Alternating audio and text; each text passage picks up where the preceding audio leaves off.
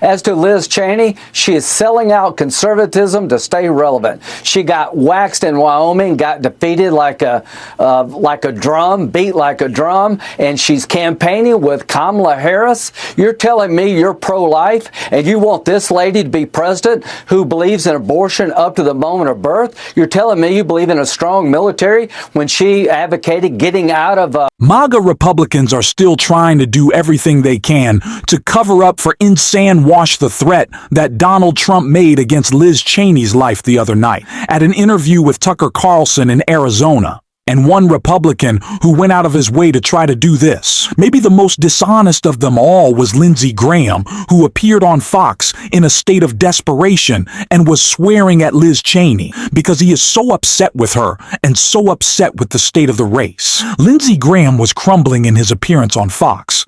It was an absolute nightmare for him and for Donald Trump, and we are going to get into all of that. But before we do, if I could quickly ask you to leave a like on this video, and if you haven't already and you want to support our channel, to hit that subscribe button.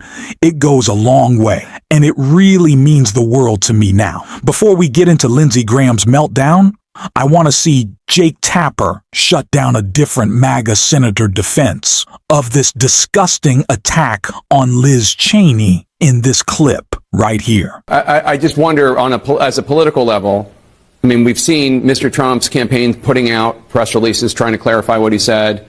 Mr. Trump put out a Truth Social statement. He just said something about this. Obviously, whether or not everybody hears the message, and we ran the clip. We ran the whole clip, and we're not saying he's calling for her to be assassinated or killed. I think the issue is the very violent imagery at a time when Republicans are saying, oh, Democrats need to tone down the rhetoric. Are you worried at all politically that, this is going to be decided by a handful of voters in a handful of states, that this could hurt? Well, let me just say this, Jake. War is serious. War is deadly. He was making that point with this analogy. I think that's what's here. That's the point here. What we're talking about, though, is the fact that President Trump is actually winning. Voters would much prefer to hear about what Kamala Harris's position is on the economy, what she's going to do to fix our broken southern border, to take crime in our streets down, to make our nation more safe and secure. Rather than talk about that, we're going to blow up yet another one of these stories into some sort of pre-election day hoax. I think we should move on. I don't know how you define hoax. This is nothing a hoax. We ran his clip, and there are people who are legitimately offended by that. And it's a distortion, Jake. This is a distortion. I ran the entire quote, Senator. We ran the entire thing. Yeah, this is a distortion about violence, and the violence he's talking about is the violence that's perpetrated on our men and women in service, and the decisions that are made by people like Liz Cheney to send them into the throes. Liz Cheney was an assistant secretary of state. When did she send anyone into battle? I think President Trump is making a broad statement and using her as an example of the war hawks in Washington that make these decisions from the comfort of an office, perhaps not taking into account the fact that there are very serious consequences. Those consequences are realized by those people that are in the foxhole, those people that are actually in combat situations. That's what he was illustrating, and nothing more. So you think that anyone that takes issue with him invoking, let's put her with a rifle standing there with 9 barrels shooting at her when the gun's trained on her face, you think anyone that takes issue with that is either perpetrating or falling victim to a hoax? There's no one that can legitimately say what I'm that's saying, Jake, is this violent is a imagery at a time. What's a distortion? I read that we played the whole clip. This is a distortion of this is a distortion of what President Trump meant, and you know it. President Trump wasn't calling for any type of violence on Liz Cheney. I didn't say he was. What he was talking about was her to consider the violence that anybody that we put into that circumstance might face. It's as simple as that. We need to get back to talking about the fact that President Trump is the only person that's on the ballot that can actually fix the damage that Kamala Harris and Joe Biden have done over the past 4 years. And all of this talk on the campaign trail by Kamala Harris about what she's going to do, well, she hasn't done it. President Trump already has. People are asking themselves this basic question: am I better off today under Kamala Harris than I was under President Trump? That's why he's moving in the polls the way he is. That's why they're so desperate right now to come up with this stuff. So, yeah, I mean, that's what I heard from Democrats the other day when we were playing how Joe Biden called Trump supporters garbage. I got the same response back, that this is all nonsense. It's a distraction. We're not covering the real issues. It's the closing days of the campaign. If people say stupid things, we're going to cover it. But you didn't say it, Senator. So I hope you come back and we can talk about Jake. some substantive issues after. No, thanks for having me. Yes. After the election, and it's good to see you. And let's get to the important issues. God bless on that. Thank you, sir. Appreciate it. As the Thank you very nation much. comes up on the final. They are really doing everything they possibly can to try to sandwash Donald Trump, to try to make excuses, to try to pit this on Liz Cheney. What did she do wrong? I can't even come up with some argument that they're trying to make here. It is just utter nonsense. And you can see how nonsensical and dishonest Lindsey Graham trying to flip this on Liz Cheney is, trying to say that she abandoned the conservative movement because she wants to conserve democracy. That seems pretty in line with what you would want to do. Not just abandon all your values like you have Lindsey spineless individual.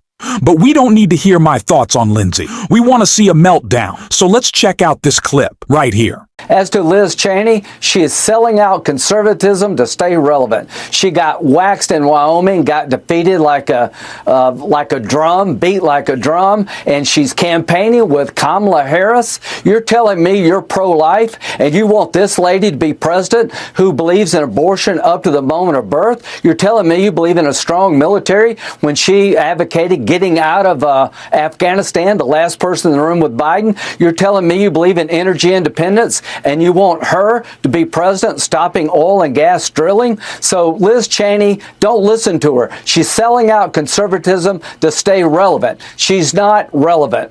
So as you can see, Lindsey Graham says that he's not going to put up with any of Liz Cheney's, and he's not going to have to deal with it. He's going to push through it. He was just kind of desperate, begging for donations to make sure that Republicans can try to flip the Senate, something we absolutely cannot allow. And you can just tell how panicked he is about this backfiring on Donald Trump, as it already has, but the rest of the Republicans down ballot in this race, and it continues to be a topic of conversation, really, to showing off Donald Trump's fascistic tendencies, and that is why Jim Aosta shut down a MAGA Republican defense of it as well on his show, and let's check that out. You don't want Liz Cheney. Yeah, but you don't want Liz Cheney to be shot. I mean, he should not be saying that Liz Cheney should be sent off in a situation where she should be shot. I mean, can't we just all agree that that's out of bounds?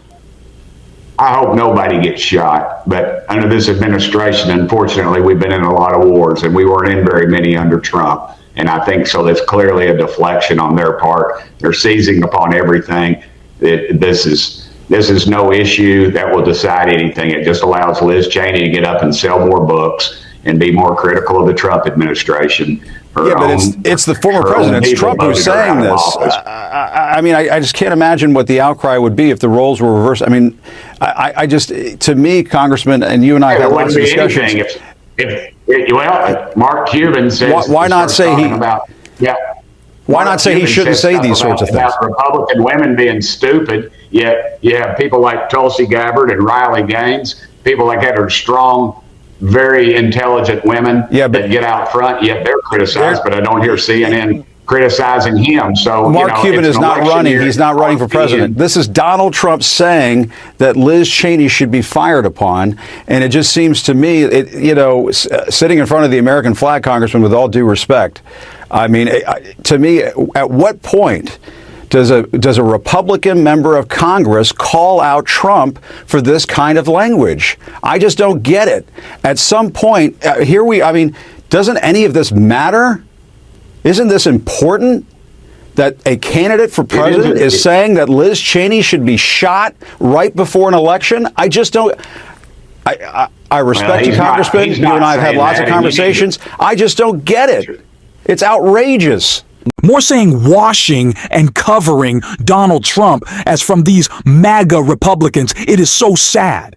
And I don't know how they do these interviews without spines. Are they taped to the back of their chair? They're doing anything that they possibly can to cover up these comments because they know how damaging they are, especially in the final days of this campaign. And we did have to endure Lindsey Graham on Fox, and we did have to endure a little more manga than I'd like to this early in the morning. And so I think it is only right that if we heard from Lindsey Graham on Fox, we hear from from the only person we like to hear from on Fox. And that's Jessica Tarlov, right here. But if you are running in a general election and it's the economy, stupid, and has been the entire time, why are you talking about trans issues as your number one issue? The other thing that keeps sticking out to me as very strange, and maybe someone has the answer, is why are there so many reports of missing ground game on the part of the Republicans? Out of parts of Arizona, out of parts of Michigan, in Pennsylvania, the Democrats have knocked on 13 million doors across the battleground states, and in October alone made 100 million phone calls from their phone banking. You don't hear that, and then you see like Charlie Kirk losing his mind during one of his telecasts or YouTube casts. I don't know what the right term of it is. And he says, what is going on? All these women are voting on top of it. I think the early vote's been 54% female on top of it. But where's the game? I thought Charlie Kirk was going to be delivering that. Well, what you didn't know, Jessica, is they may have maybe knocked on 13 million doors, but 12 million people shut them in your face. That's really not true. Have you seen the footage of the conversations? Have you seen the Ring camera footage, Jessica? Kaboom, kaboom, kaboom. You're throwing a lot of stuff out here. No one cares about Marist. Marist was dead wrong in the last election, and I bet they will again. Are you getting me? Too. Big Village or the guy I'm with the bow tie? asking this woman, what is your first thing you're going to do on the job, executive action? And she can't name it. It's so funny to me that you hear Jesse there at the end try to interrupt. Jessica saying that VP Harris hasn't expanded upon the actions that she wants to take to stop price gouging, to build more homes, to invest in our economy. Invest in American manufacturing, American infrastructure, and Donald Trump plan is what to scream TFF as loud as he possibly can. No, Jesse. It is the media who does not ask further questions of Donald Trump, who lets him get away without having policy, substance, or really any knowledge or the ability to get through a sentence. At this point, it is you or the one with a bias. Jesse, a bias that we will continue to call out every single day on the show. And if you want to support that, as always, you can hit that subscribe button. You can leave a like on this video. And if you're stuck around at the end, you can drop a blue heart in the comments, and until next time, I'll see you soon.